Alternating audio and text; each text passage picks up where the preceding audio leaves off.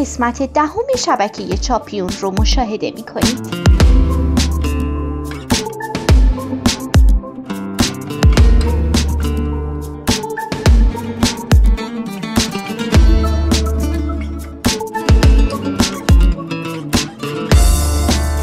یک مفهوم گسترده است که شامل رفتارهای اجتماعی و هنجارهای موجود در جوامع بشری و همچنین دانش، اعتقادات، هنرها، قوانین، آداب و رسوم، قابلیت‌ها و عادات افراد در این گروه‌ها می‌شوند.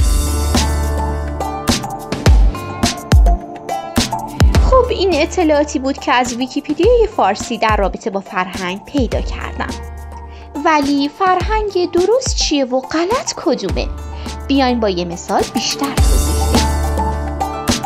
فرض کنین اوضاع اقتصادیتون خراب بشه. شما درآمد سابق رو نداشته باشید و در زمینه پرداخت هزینه هاتون احساس خطر کنید.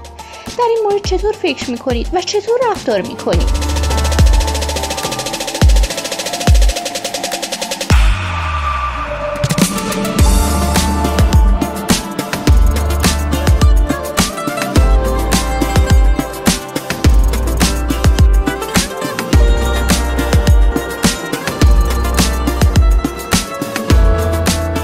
این شرایط برای همه پیش اومده باشه ممکنه فکر کنید چون بقیه هم متضرر شدن کار خاصی نمیشه کرد و احساس آسودگی کنید.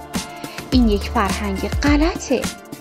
شما باید کار درست خودتون رو انجام بدید و نباید وضعیت اقتصادی بقیه روی کار درستی که شما باید انجام بدید تأثیری داشته باشه.